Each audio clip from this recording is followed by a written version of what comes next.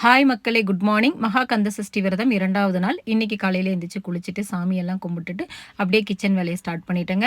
நம்ம area climate பார்த்தீங்கன்னா, நல்ல மழைங்க காலையிலே. நேத்திக்கு ரெட் அலர்ட்ன்னு சொன்னதுக்கு பதிலா இன்னைக்கு சொல்லியிருக்கலாம் போல. ஏன்னா, அந்த அளவுக்கு காலையில நல்ல மழை இருந்துச்சு. மிஸ்ட்டும் அதிகமா இருந்துச்சு.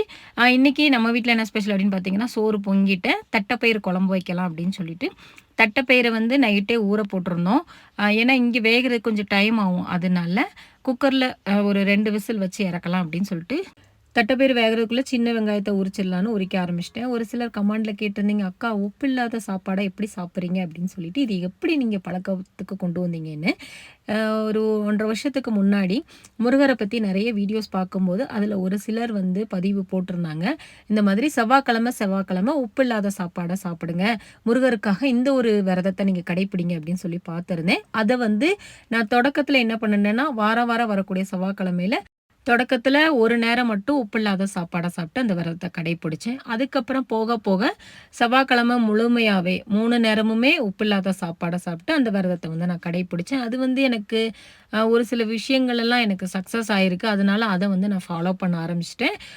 அதனால தான் இந்த 7 நாட்களுமே இந்த உப்பு இல்லாத உணவை உட்கொண்டு இந்த மகாகந்த சஷ்டி விரதத்த கடைப்பிடிக்கிறேன். முருகருக்காக என்னுடைய வாழ்க்கையில நெறைய விஷயங்கள நான் மாத்தியிருக்கேங்க. ஏன்னா, ஒரு நேரத்தில எனக்கு ஒரு கண் பார்வை தெரியாம இருக்கும்போது, டாக்டர் சொன்ன ஒரு விஷயம் அப்டின்னா, உங்களுக்கு ஆப்ரேஷன் பண்ணாலும் 50% தான் பார்வை கிடைக்கும். அதுவும் கிடைக்குமா, கிடைக்காதான்னு எங்களால கன்ஃபார்மா சொல்ல முடியாது அப்டின்ற மாரி சொல்லியிருந்தாங்க.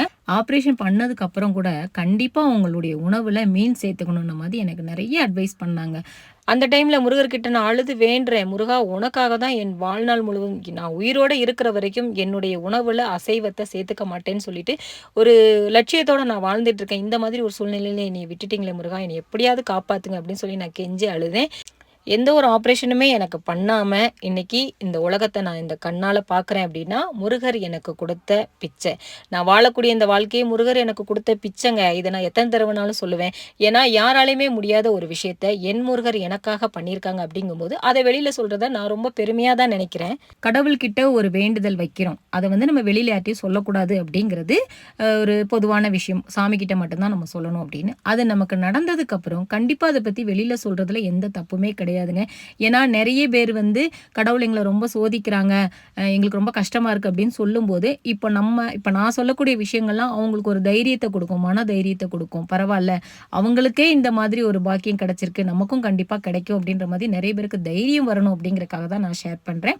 வேலுண்டு வினையில்லை, மயிலுண்டு பயமில்லை, குகனுண்டு குறைவில்லை, கந்தன் உண்டு கவலை இல்லை. வெற்றிவேல் முருகனுக்கு அரோகரா. மக்களே உங்க எல்லாருக்கும் have a nice day. Thank you.